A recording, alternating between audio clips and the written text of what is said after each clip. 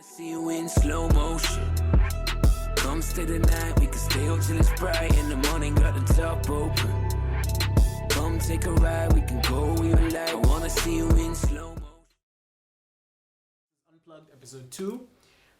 Today I have the MC Gzay, guy who is an MC, not a rapper. The MC, like, yeah, he's a bad guy. He's a bad guy. He's a bad guy. He's a bad guy on the mic. You also do photography, Yeah, bit of filming. yeah. Yeah, so Photography another as well. multi-talented person. You're welcome. All right. I'm being, man. I'm just talking shit. Anyway, so what's good, man? How are you? I'm good, man. How are you? Just chilling. All right. Baridi kidogo, but to survive. Anyway, I wanted to start with like where does your musical journey begin? Because like for most, I guess I would say our generation guys started like it's almost 10 years for most of us. Kinashu Kid, Ace the Dawn, myself. It's almost 10 years doing music. So does yours go like that, or it's even farther? Like, With me, there's a professional, taking it professionally, and Yeah. there's just how long I've been doing it. So I've been doing it for much longer. Like I even used to sing when I was a kid, like 2-3 years old. That's why I used to start singing, like in church and stuff like that. 'Cause okay, music, then let's say professionally. professionally, I'm about to touch 10 years. Yeah, about to touch 10 years. Next year, about one, be 10 years. Yeah. Yeah, so you're gonna be like one of these other vets. Man, OG. Are you feeling old about it, or you still?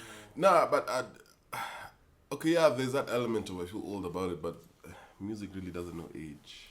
True. That's the other thing, you know. So yeah, so I really don't feel like I'm getting too old in the game or some stuff like that.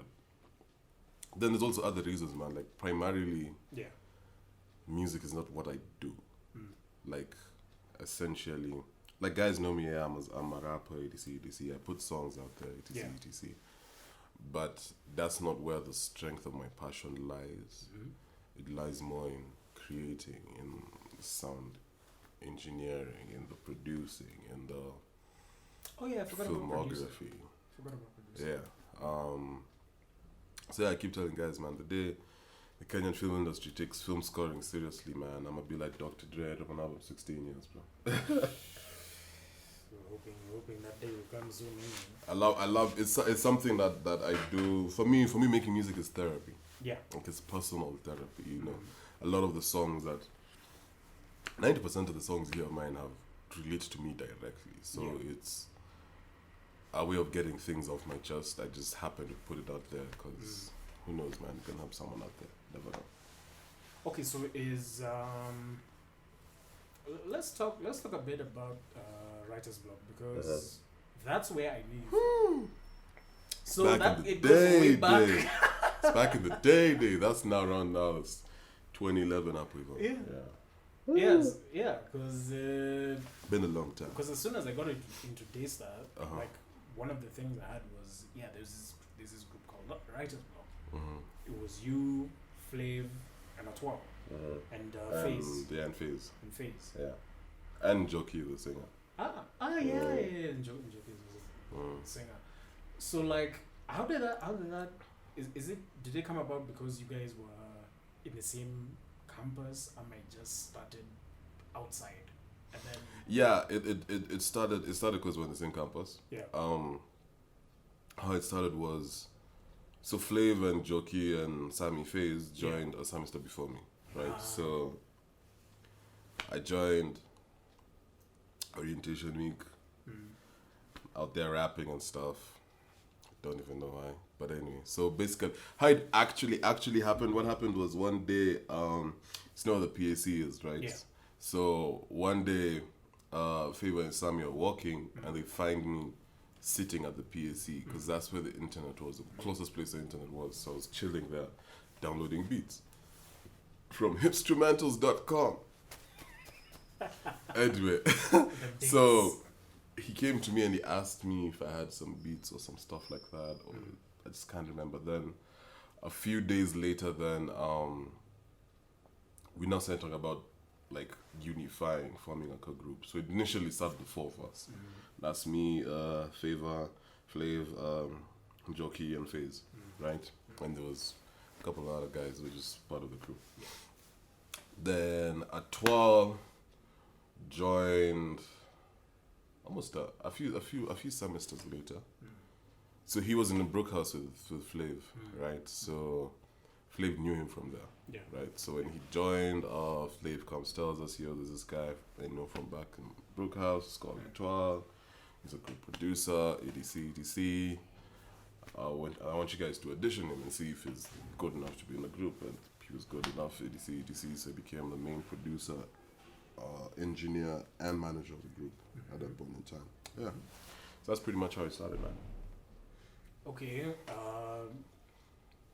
Did you guys like? I know this is a very. It's a very. I don't know how to phrase it, but did you guys think that the group would last 5-10 years, or it was just something to do while you're in campus? Initially, yeah, we did think it would last. Yeah. It's technically it's still there actually. It's just that we're all adulting, and now and I'm pursuing a solo career heavily. So So is there a chance of a reunion? as well. No, the group is still there. It's there, but Yeah, the group is still there. We Can you actually get a little- there's actually music that we're planning on doing as a group in probably next year. Okay. It's in the Okay. when the cooking phase. So the group still exists, right? Yeah, but we definitely saw ourselves going the long mile because it's still what we do. Yeah. Like Flav is still an artist, producer, etc. So Very am much I. so. FaZe is working on 9 to 5, but is still making music. Is still an artist and a brilliant artist at that. You know, yeah. So we definitely thought long term with it. Yeah. Right. It's just other variables that Switched everything. change stuff up. You know. Yeah. Mm. Okay. Are there any issues like with you guys in Atwal, or that was just a rumor? Oh no, it was true. It was true. Yeah. Here at first, he was the reason the group eventually like parted ways. But none of us keep grudges, Yeah. so it's not like we're still salty about it or anything, man. He could do his own thing, man. Whatever he wants to do, happy for him. Whatever steps he makes, I'm happy for him, man. But yeah, initially then, he kind of was the reason the group ended up splitting up. But I feel to some extent it was unintentional. Then it got to a point where it became intentional. Because what happened was, the first person to leave the group was Jockey. Yeah. But her leaving the group wasn't really I'm done with the group. It was she was going to do foreign exchange in South Korea. Yeah, right. Yeah. Yeah, so couldn't really work, man. The next person to leave, I think, was FaZe. And FaZe left because of the same reason I left, right? Primarily. Like, I had 2 reasons I left, but I know FaZe left because of the direction of the music, right? Because what happened was the 4 of us, minus Atwal, right? Yeah. We have a really big, especially me, Sammy, and FaZe and Jockey. Yeah. We have a really big jazz, neo soul, hip hop background. You know, like the kind of music we love and that has an influence of what we like making was really soulful music. Like I'm talking like, you know, that kind of music, soul child, kind of hip hop, you know, groove, that kind of stuff. So that was predominantly what we were making. Then what happened was we did dance. So we made dance. Dance is our biggest song. Dance is what got us to radio, etc, Yeah, it was big too. being played all over campus, stuff like that. It's what got us to perform this time. So etc. Yeah. So it was a really successful song, and this was around the time Kamula dropped Party Don't Stop. Right, being told, oh, you guys are the next Kamula, but you're more diverse. Because Kamula kind of had like one sound. Which is true. To some extent. But us some guys extent, would do like something like dance. We'd have a pure hip hop beat. We'd have like a trap beat. We had a bit more diverse. Yeah. So, because of the success of dance, that's what Atwa wanted to stick to making. Of which we have no problem making club songs every now and then. Yeah. But that ain't what we do. It's not what we're gonna do 100% of the time. Right, so that's the reason why Sammy left, which was also one of the reasons why Sammy left. The reason why Flav left because of personal reasons. There was a bit of disrespect towards certain family members. I shall not say who. That's not my piece to say, but that's the reason why Flav left. That's not for you. We know the story, but that's not for you. That's off camera. That's off camera. But yeah, and so I was the last guy to stand with Atwal, to stick by his side. So with me, what happened was we did can't remember the name of that song. I remember we recorded it in what's this guy's name? Kalanzo's son, the producer. What's he called again? Forgotten his name. Anyway, can't remember his name. So we recorded it in his studio. Blah blah blah. We did this song. It was a nice song. It was a nice party song, electric EDM-ish kind of song, and I was okay with it. But I've always been a person who likes to stand and say like 200% on every song you hear me on. Like I can say 200% this is me, and I really wasn't feeling like that was me in terms of the vibe of the song, in terms of what I was saying in my verse is. So I really wasn't feeling like it was me. So I called Atwa. I was in Nakuru then. I called him and I was talking to him about the direction of the music. And I was like, yo, I don't really think this is gonna work. We can't really do this primarily or do this only. Man's flipped on me. Man started telling me, yo, I made you guys, that without me, you guys would have been nowhere. etc. So I'm like, aye man, that's how you feel? Cool, let's just go our separate ways. Which the funny thing about that is, technically, it's the other way around. Because if it were not for Favor bringing Atwal to us, he wouldn't have managed us. We wouldn't have managed. We were predominantly the biggest group in fucking Athi River, in Daystar, which... Because guys like Zonda came to Daystar, Kelvin, K came to Daystar, so they come and they're looking for, yo, who's the dopest producer? And around that time we're popping. We didn't even remember there's a song we even did with both of them. Yeah. In 2012, if I'm not wrong. Yeah. So... But anyway, man, people say what they want to say. So me, I was like, I'm not really with someone for confrontation. Like, you really have to cross me for me to get like, yo, But, so... I was just like, alright man, cool. That's how you feel? Alright man, just go. I'm just gonna go my way. Didn't talk to him for like 6-7 years. Fun. Yeah, so around 6-7 years, and he was added into a WhatsApp group I was in for Kenyan producers. Like it has everyone. Has Provoke, has Viran, it had everyone who's a producer in that group. In this country, who's like a big producer. So he was added into the group. Then I'm like, hey man, I can't just act like I'm not gonna talk to the dude or like I feel somewhere about it. I really don't. It's the past, it's 6 years ago, whatever. DC. So we're talking, whatever, blah blah blah. Then what happens? Then one day I'm at work. I was working at 9 to 5, and so I just checked the office. And so I'm on my phone. I'm on IG. And then I see a video of his. He's sitting down with Octo. Right? Like, hey man, this is good stuff, man. Hey bro, it's chilling with Octo. I'm happy for the dude. Let me listen to what's going on. So now you usher the audio. Yeah. Man's just playing him my beats. So I'm like, what? Allah. So I comment there, yo, this better not be that beat. Because back then I used to make beats and did master them. Yeah. Right? But they're still my beats. Yeah. So once I commented that, he blocked me everywhere. everywhere. Yeah. I'm like, alright, cool. Me, I texted him. I told him, yo, just don't play around with my ish. Please just don't use my stuff. It's protected by the law. And funny thing about it is that same beat he'd used it with Steph. I remember that time. But it's just that I've always been cool with Steph since I would use Steph. So it's like I'll let it slide. And Steph is the homie. Yeah. You know, so I let it slide.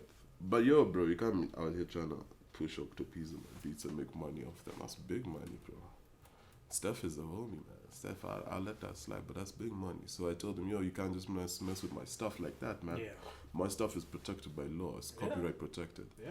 And It's I mean, it's I still intellectual. had, at that point in time, because on my old laptop, I still had beats of his Yeah. that he produced from back in the day. Yeah. But I would never think of using them without his permission. Yeah. So I at least deserve the same respect. Yeah. Didn't respond as the last time I talked to him, man.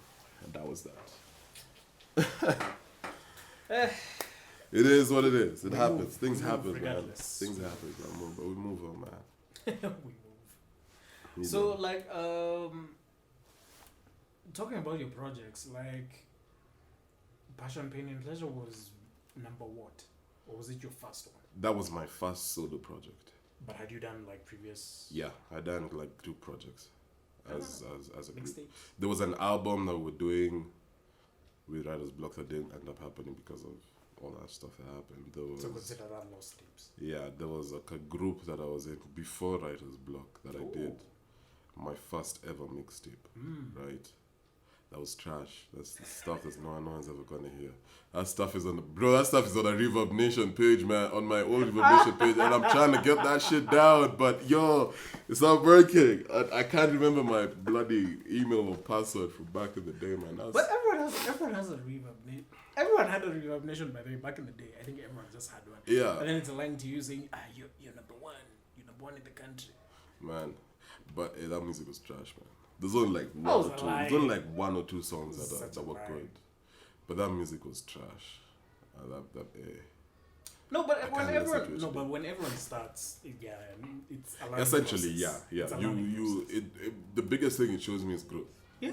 Growth in what I speak about, growth in my production, growth in my engineering. Most importantly, bro, I didn't know what I was doing back then, man. Because if I Back go, then, I used to record with, remember those Skype headphones? yeah, With the mic, yeah. right, for cyber cafes. yeah. That's what I used to record with, man.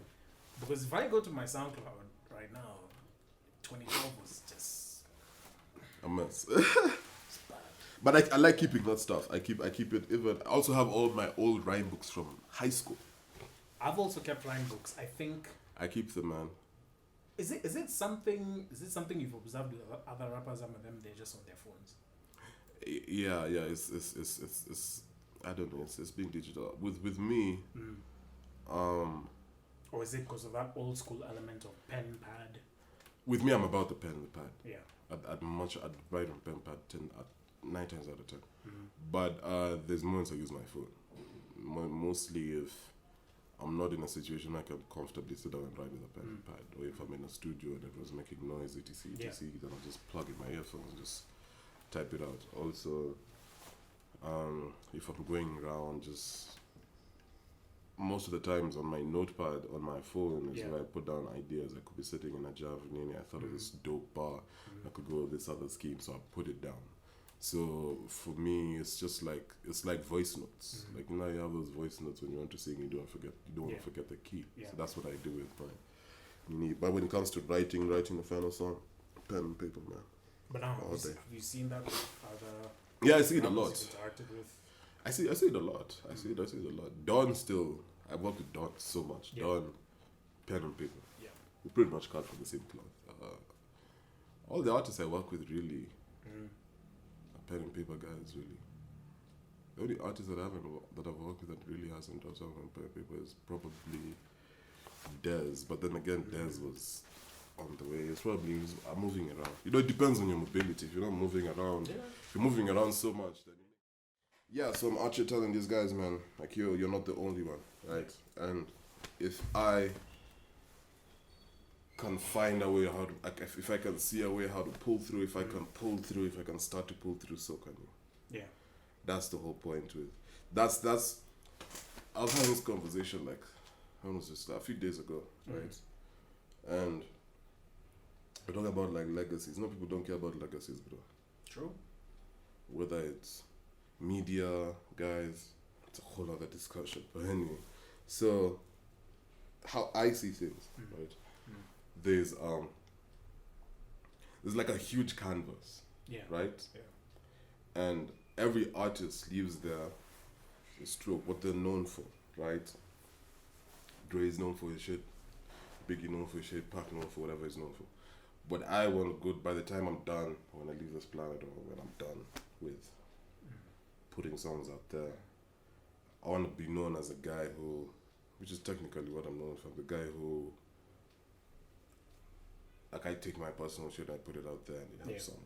Yeah. That's what I mean. That's the reason why I'm able to put songs like those out there. Purely because of that. I don't care about blowing up. I don't care about having a million fans. It's not what I do this for, right? If I drop a song like Ashes and Heartbreaks and one person comes and tells me, yo, I heard this shit, man, and this shit, it helped me, then I know I've done a good job. That's what I do it for, you know, right? And it happens, man, like since I did the album, man, I get random DMs from someone. Someone DM me, tell me, yo, from fucking Qatar. People I don't even know. Like, I go to my analytics and see guys from these countries, I'm like, hey, okay. You know, but guys, random guys would DM me, tell me, yo, I heard your album, I heard this song motivated me, this song helped me do this song, you've been saying stuff I've wanted to say my whole life, but I've never had the words to say, etc, and that for me is what shows that I'm doing a good job. That's the doing a good job for me. That's what's fulfilling for me. Other than the kawaida stuff, the adulting, the hustling, the music business, because at the end of the day, this is a business and this is how I earn my living. So I have to make sure the business is on lock. But that's what's fulfilling for me, man. All right. Let's get into some fun shit. Make you Alright. think. Cool. Top 5 dead or alive in no particular order. I'm gonna give it in particular order, man. Oh, yo, particular I'm order. about particular order, bro. And number Alright. one at the very, very, very top is Biggie. Don't at me. It's Biggie. But then it depends. Are you talking about top 5 rappers, like lyricists, or artists that rap? That's the thing, because I haven't really like separated it into lyricism, into artist, being an artist, being a musician. It's just your personal. Yeah, because here's the thing with the whole Biggie and Pac debate that we all have. Because I keep telling guys, Biggie is the greatest lyricist of all time. But Pac is a bigger artist because Pac did more stuff outside music. Than just being like Pac was an activist, man. Pac's mom was a Black Panther. Activist, actor, you know all that stuff, right? But if we're just talking about rap, it's Biggie. And then we have Rakim. Rakim is slept on, man. It's so unfair. Slept on. And then we have Pac. I put Pac there. And then I'll have Jay. And then I'll have Lauryn Hill. Very slept on. I have Lauryn Hill. I do not believe in top 5 MCs, top 5 male MCs. Now Lauryn can out-rap a lot of these niggas, man. And at my number 6, I'll have MC Light. Where's Wayne?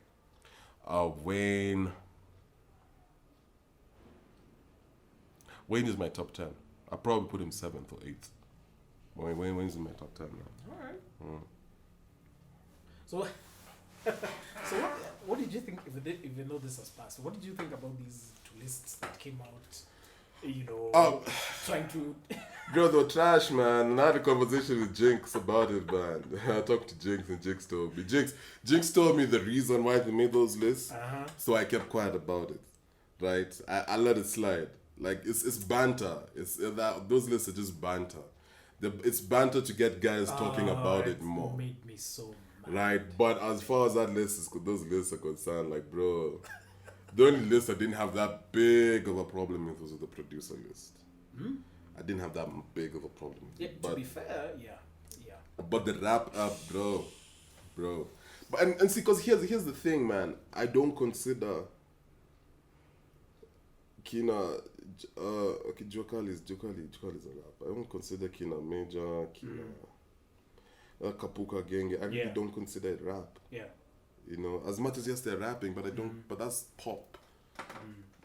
Kapuka is Kenyan it's pop. It's a different genre. Yeah, it's Kenyan pop, right? Yeah. So it's like I keep telling guys, so Chris Brown rapped on a song that was featured on a Joyner Lucas, so you don't call him a rapper now. Nah, man. You know, like, that list was hella disrespectful, bro. These guys that should be high up. Bro, even me aside, there's guys that should be high. Who should be high up on that list. There's guys that should be on that list. There's guys who really slept it, bro. In fact, some guys have been left out of that list. They were even saying that maybe that could have been... It should have been maybe top 100? Top 100 is too big, man. Or top 70? Top 100. But you see that whole top 50 thing came from... There was someone in the States that dropped a top 50 list and they started talking about it. Yeah, they started talking about it. So that's where this now, Kenyan top 50 came from. It's the address going on that hype, which is a really smart thing to do, honestly speaking. It's a smart thing to do. It's talk about it. But you're trying to get... You're pissing people off. But it was bands. It was bands, man. All the people in hip hop were talking. Really, most of them were. But it was bands. It was just banter, man. But definitely, at least, nah. Or maybe it's my bias, because there's some guys I was looking at. I was like, you're putting them towards the end of the list when they should be in the. Now, personally, I don't have bias, man. I listen to rap for a long time. No, I listen to a lot of those guys on that list, but I don't know, it's because I know them that I was just like, you know, as guys, someone's friend, you just yeah. I get that. But that list is definitely, there's definitely people who should have been on that list, bro. Yeah. I mean, even someone like it's because these niggas are rapping in other genres, so we're calling them rappers, right? But it don't make sense, man. It really don't make sense, man. Like Femi One used to be a rapper. Now, I mean, you're not the only one with that sentiment, but she ain't really rapping no more. You know, so I don't know. And it's really funny, by the way. You know, hip hop is the most consistent genre in this country. It is the most consistent. It has been there. Yeah. From Kala Mashaka to Ukoflani Mamao, kina Wenyeji, kina Bass, kina Chihuahua, to kina Kamula, kina Calligraph when they were starting their shit, Grands, when we all started our shit, because we're basically after Koflani Mama's generation, Kina Wenyeji, we were the next ones. Kina Kamula, to now, hip hop is consistent. We've seen Kapuka come and go, we've seen Genge come and go, we've seen now Gengetone come, and it's gonna go at some point. Speaking of which, what do you think about Gengetone? Oh man, Gengetone, bro. There's definitely some Gengetone songs I love, right? I love that a song like Walam Lambes can chak, and it brings that kind of unity that it's brought in terms of, yes, the meaning might be ulterior, as our good friend Ezekiel likes to say, but the significance changed to something else. Yeah. Right? Yeah. I like that it can do that. I don't mind most Gengetone songs. Yeah. Right? These are songs, a lot of these songs I go listen to the club. Again, now you see this is club music, right? And that's another thing about Kenyan artists don't get. Everyone wants to make club music. So always ask guys, if everyone makes club music, who's gonna make music that you chill to? Because let's not sit here and pretend that you're gonna listen to club music in the house 24/7. I know. You're not going to listen to club music in the job. You're not going to listen to club music in the office. You're not going to listen to club music outside the club, outside the turn up, or whatever you're partying. You know. No, but which is why you have artists now like Kina Valerie, even Static is starting to make that type of chilled music. With a message in it. Yeah. Zenia Manasseh. Zenia's a beast, bro. Even Terian was doing something, although it's been a while. And you see, the thing is, it's such a big market for it because the moment we all try to make club music, we're all fighting for the same space. People people won't peep that. They'll just continue doing it until.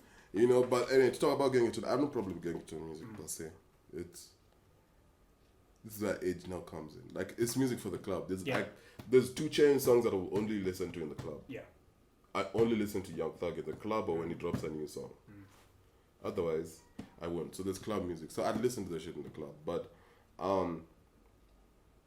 what we need to remember, I had a conversation with K-Force the other day, last week, about this. Yeah. What we need to remember as our age of artists, like the age we're at, you know what, 25, mid to late 20s. Mid to late 20s. Their music is not for us. So you say, Gengetone it's not music for us. Yeah. It's not for our age. Like, our age of listening to that music was probably when Kenyan were doing Kinamanzi and That's actually true. stuff like that. Yeah. And you see, the other thing is, like, you have to let these kids be kids. Like, Yeah. let them grow, right? Kinanonini were doing. Okay, it wasn't as explicit. Wasn't as explicit, but and as in your face. no, but As still. something like Lambalolo. No, but they still. kind of hit some words, but it was every now and then there's like something that you listen to now in hindsight, you're like, hey, Yeah, but yeah, if you listen to it now, yes, there's that. But you know, it's still the same. But still, there's also that aspect. By the way, when we're listening to it then, we didn't really pay much attention to it now. But now we've grown up. You're like, hey man, what? It could be the same thing with the Gengetone artist audience. Actually, it could really be the same thing, man. So like, what do you think about like what what Static was saying about it, like that kind of controversy, but even now that I have a problem with that. It's a Komotua to had YouTube take down the song. That I had a problem with that for the first time. Yeah. In probably the first and the last time. Yeah. People agreed with us. Probably for the first and last time, but you see, like I was saying, you have to let them. These guys are kids. You have to let them. Okay, some of them. There's some artists who are old, by the Nelly the Goon been rapping for a minute. Yeah. Benzema even been add music for. Benzema I was remember even doing- Benzema as Electronica Circle, bro. I've known him for a while. And People don't know that. People But don't know that. So some guys have been doing it for a minute. Zero Yeah. has been rapping for a minute. Yeah. You know. Yeah. And so at the same time, but there's a lot. Some of these other guys are kids, so let them grow as well. But letting them grow is not. It's not all. Doesn't also mean they just say some shit and they get a pass. You know, it doesn't work like that, right? So when Reckless, I'm a big fan of Reckless. I think it's dead without Reckless. Honestly speaking, I mean he's on all the hooks. You can clearly tell. Actually, yeah, you can clearly tell he's the most skilled. He's the Tayo of Kamula, essentially. Yeah. Right. So I'm a big fan of Reckless. I was surprised by Kali Cartel 3. That's when I became a fan of Reckless, because I didn't expect that at all. Right. So, but when he says what he said, then you're like, nah. That song was uncomfortable to listen to, bro. And so, like, everything started was saying, I support fully, because music is very powerful. Yeah. Right? Yeah. It's one of the most powerful things on the planet. Right? The moment you say things, it can influence your audience to think a certain way, to act a certain way. And we've seen it before. We've seen artists rap about guns and stuff in the States, and kids listen to that shit and they want to go and do that in the streets, and they're not from the streets. The best example of that is Tekashi 6ix9ine. Best example. Let's not sit and pretend Tekashi didn't learn about being a gangster in New York. It came off music, bro. Came off music in the streets. He wasn't from the streets, but music has a big influence into it.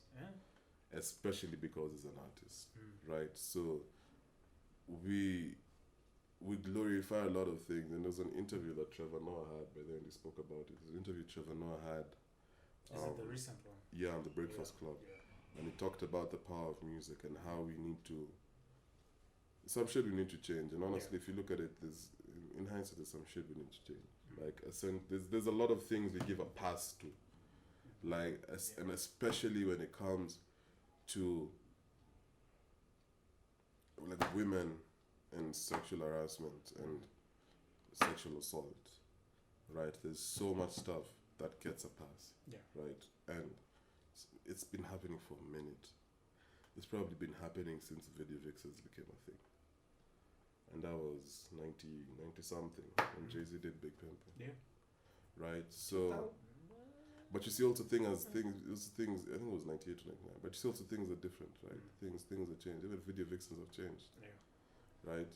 Because Video Vixens used to be like models and like proper vixens, right?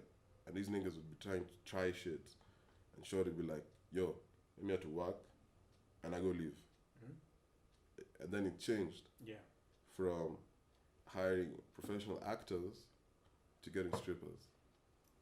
And it's not a knock against strippers or anything, but people who come from the bottom are they really trying to do whatever they need to do to get out, you know. And it's not a knock on strippers or anything like that, but it kind of changed the way things worked, you know. Yeah. So, Yeah. but I fully agree, man. Like we have songs that glorify sexual harassment or not even just glorify it, to just give it a pass. Yeah. Like Trevor gave a very good example. He gave an example of Jamie Foxx's Blame It. Right? All this stuff happens, blame it on the alcohol. That's technically giving it a pass, man. That kind of behavior a pass. So we need to change things. Yeah. Definitely, you know. But as far as Gengetone artists are concerned, man, I let these guys grow. These guys have found a sound that works for them. The Kenyans are receiving heavily. Although I also believe that this whole Gengetone being a thing is a big F you to rappers and the rap community. I was having that conversation with K-Force again. Because if you think about, let's talk about it, right? Let's talk about it. Alright. If you think about it. Yeah. When we're talking about plaque music, Yeah. right? We're hyping plaque music. You know what I'm saying? It's good music. We're talking about good rap songs. We're talking about, you know, good Kina Xenia songs, Kina Terian songs, Kina Valerie songs, etc. What were Kenyans nitpicking and saying this is the trash music you want us to support? What were they nitpicking? Saying Kina Lambalolo. You know, but also there's a lot of stuff. There's a lot of stuff that even media, bro. Hey, bro. There's a lot of stuff that I can say, but I don't incriminate. I won't put myself in problems, man. I'm out here trying to stay in everyone's good books. That's off camera. That's off camera. Shit. Yeah. That's off camera. But anyway, so like, let them live, man. But Yeah. when people do stuff like what Reckless did on that song, of which they apologize for, then you have to nip it in the bud, man. And it's as artists, it's our responsibility. And you see, there's an artist group I'm in, right? The day that stuff happened, guys, Vic Mas, the Vic Mas is defending these guys, telling them, oh, let them do what they want. The artists will be creating and do what they want with their art. No one is saying you can't do that. But as artists, we have to have a fucking responsibility to call shit out. When Kanye West went around wearing a MAGA hat saying, oh, etc, did T.I. not call that nigga out? Yeah, he called him And out. a whole bunch of other, you know, right? So we have to be custodians, right? And the thing is, what all the artists don't understand, if Kina Ethic did that shit and it was given a pass and it was said now this is what, it will be said this is what Kenyan music is. Not this is what Ethics music is, this is what Kenyan music is. The same way they were saying Kenyan music is trash. Not some Kenyan music is trash. They were generalizing. So if we give shit like that a pass, then it's gonna end up affecting us all in the long run if it goes the wrong way. Yeah. Exactly, man. But let them live, man. They're also growing. People grow. We make mistakes. No one's perfect at the end of the day. A good thing is apologies were made. etc. Do I think the song should have been banned? No, not really. Depending, I really haven't sat down and broken down all the lyrics. I just had the chorus and I was like, hey, bro, no. But from what I've been seeing on social media, there's been basically most of the lyrics have basically glorifying that. Yeah. If that's the case, then I see why the song can be banned. Yeah. If that's not the case, then if it's just the chorus, then chorus can be redone. You know, we've seen it before. Rick Ross was on a UNO remix. Yeah. and said hi. Yeah. Put a and he molly and apologized a for that. drink, and she ain't Yeah. even know it. Yeah. Something took her to the crib, whatever, and she ain't even know it. Yeah. Had to apologize for that. Yeah. Lost a Reebok suit. The line had to be changed. So it's normal for the line to be changed. Change the line if that's the problem. If that specific line is a problem, but if it's the whole song, I can see that the song is being bad. Yeah. Right? And also, there's a thing, in that same group, there's a thing, you know, Dana Keda? Dan was saying, rather than bash these guys, talk to them. You know? Rather than go out and Because say, people were just quick to. not even the general public, just Yeah. artists. Rather than, bash them, right? How can you do this? This is by the end of the day. These are kids. Talk to them. We forget that between our generation and the previous generation, there is a very big disconnect. We never had guidance. Ain't nobody came and told us how to do this shit. We figured this shit out for ourselves. You understand? Right? So sometimes people forget that. You know? Yeah, So talk to guys. Repeating that is not. It's not going to be Yeah. a healthy thing to do. Talk to guys. I mean, Reckless is pretty much our generation of artists, bro. Yeah. You know, so I'm talking specifically about the older generation. Yeah. Rather than bash these guys, man, talk Yeah. to them, bro. Come on. Yeah, man. All right, so here's something that I normally ask because I like to see where Mm-hmm. guys go with this. Mm-hmm. What do you see yourself doing 10, 15 years from now? Do you see yourself, of course, being an OG now in music? Like, will you still be active in music? Will you be doing behind the scenes stuff? Will you be doing other things, like related to being a creative? Or what do you see yourself doing? Have you thought about that? I can see myself doing everything I'm doing right now 40 years from now. Just in probably different capacities. Might not be chucking music as that Yeah. often or something like that. Might not be performing that often. Might not be working as many hours as I'm working. I'll probably, hopefully, be rich as fuck by then. So I have a lot of people to do, to employ and stuff like that, you know. Yeah. But I can see myself involved in everything that I'm involved in right now. Then. But will it be more of behind the scenes, or you'll still keep like? But now you see the thing is, even right now, most of what I do predominantly is behind the scenes. Because I'm engineering and producing music more than I'm making music for myself. Okay. I'm shooting film and doing Yeah. photography more for other people than I'm doing myself. So technically, I do more work behind the scenes than what you see Gzay out there. You know, I don't necessarily have to be in the forefront of whatever, but it will probably still be the same. Yeah. You know, like I don't rush to make my music.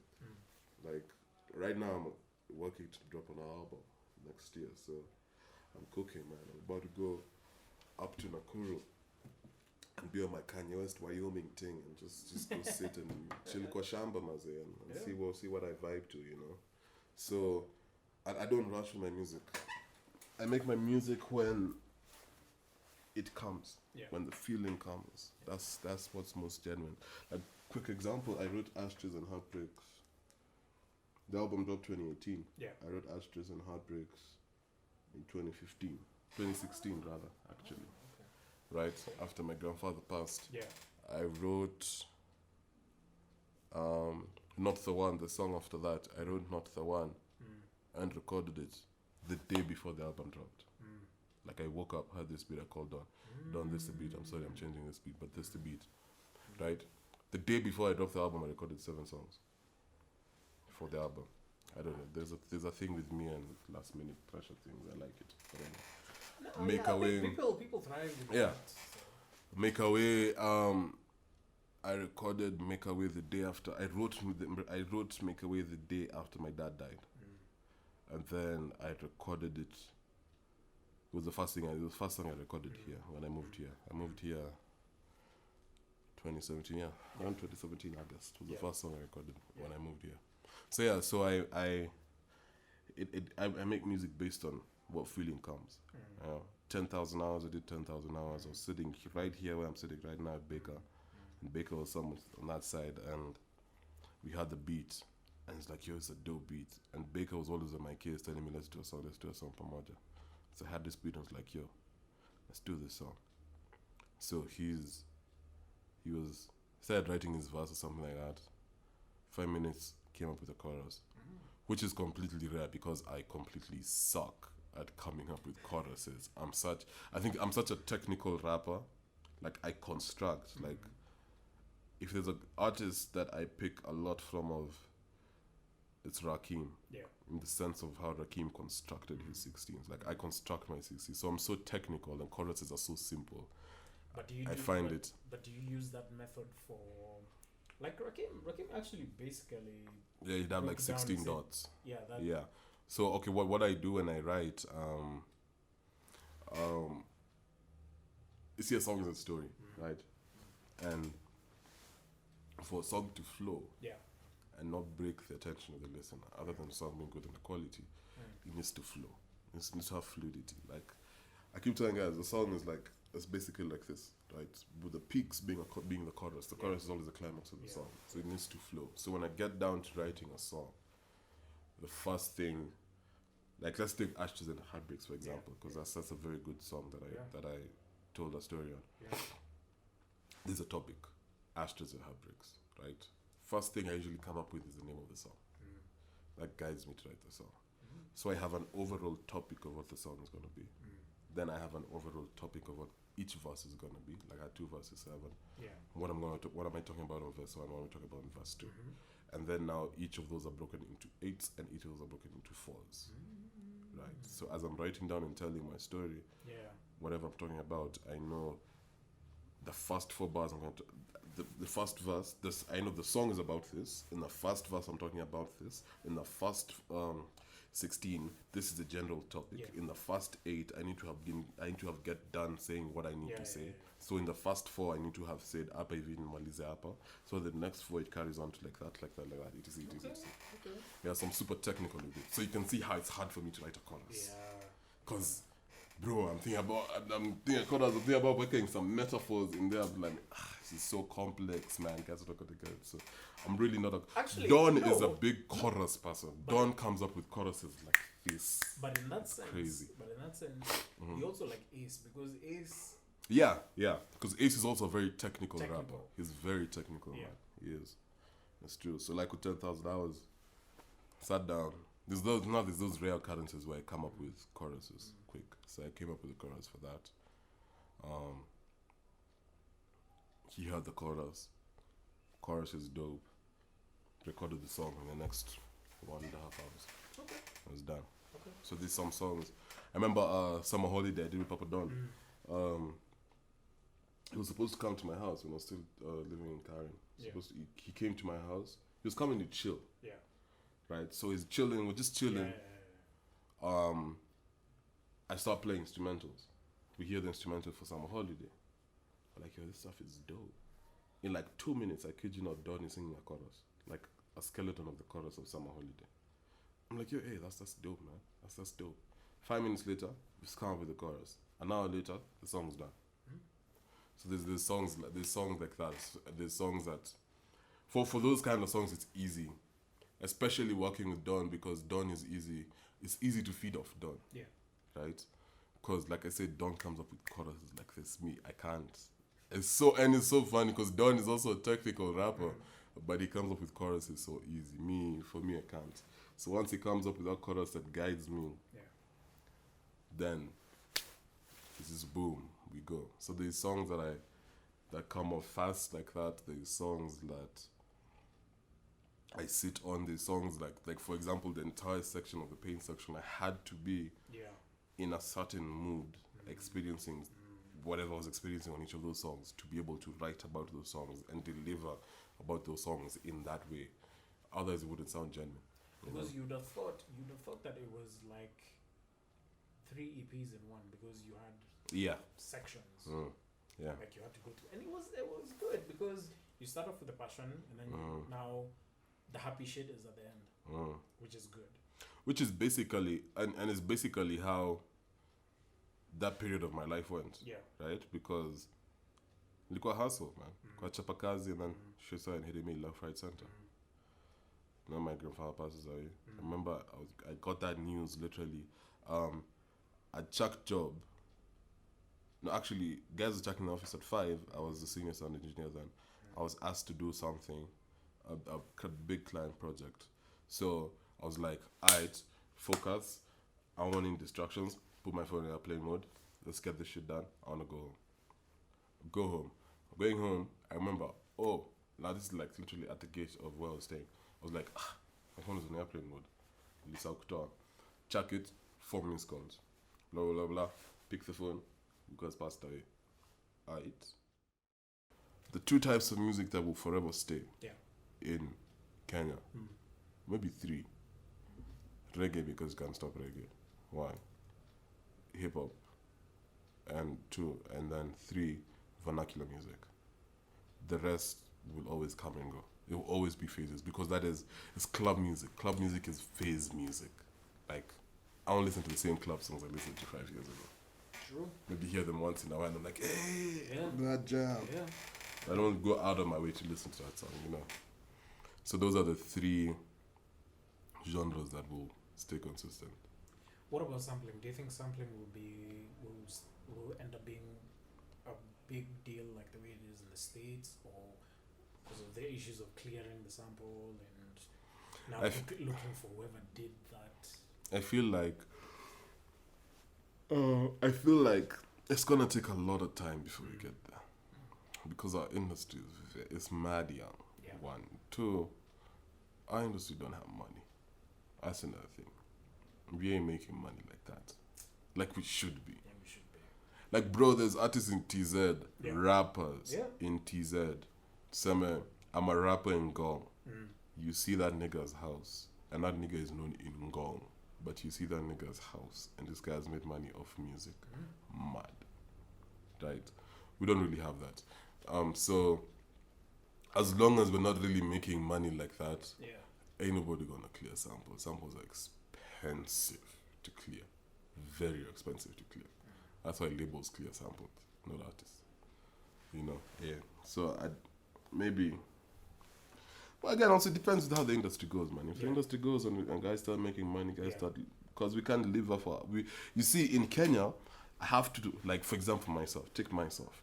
For me to earn a living is be comfortable, right? Not struggle. I'm a voiceover artist. I'm an artist. I'm a producer. I'm a sound engineer. I'm a photographer. I'm a filmmaker. So 6 things. In the States, take one of the things I do, sound engineer, as a blanket phrase. As a blanket phrase, because in sound engineering, there's a record engineer, there's a mix engineer, there's a master engineer, there's a live engineer. Out there, someone can live just being a master engineer. All I do is master songs. All I do is mix songs. All I do is record songs. All I do is produce beats. I don't even mix and master them. Send that to the label or whoever. His engineer will mix master that. And I'm living proper. Right? Until we get there here, then we can start talking about guys being able to afford to sample and stuff like that. Because here we have to do, there's no one here who's an artist only and surviving. There's guys who are doing tons of stuff. Even the blown up guys are doing tons of stuff. Of which also it's also smart to take your money and invest it somewhere else. Make your money, make you more money. I mean, even Hoodwick Cross does it out there and is super rich. So, All right. This has been a very interesting conversation. Certainly a pleasure. Certainly a pleasure. Likewise, man. All right. Make sure you check out Gzay. I'll post every link down below. His YouTube channel. Check out his project. I'll also post that.